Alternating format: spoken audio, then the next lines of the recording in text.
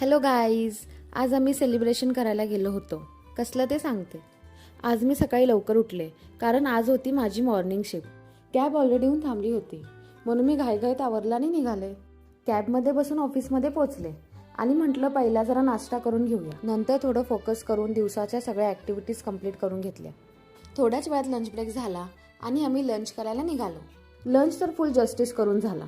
आता थोडं calories burn करायचं म्हणून ऑफिस कॅम्पसमध्ये जरा फेरफटका मारायचं म्हटलं. पण पाहते तर काय, बदकं अगदी टेन्शन फ्री निवांत फिरत होते.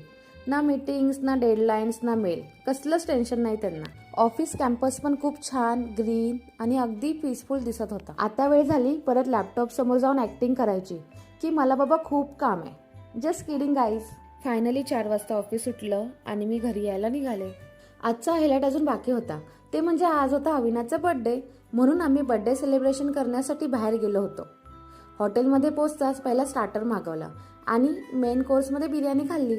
असा छान डिनर झाला, केक कटिंग झाला, पण घाईघाईमध्ये व्हिडिओज बनवायचा राहून गेला. असा होता माझा आजचा सिम्पल पण स्पेशल डे. ब्लॉग आवडला असेल तर लाईक, शेअर आणि सबस्क्राईब करायला विसरू नका. Bye bye.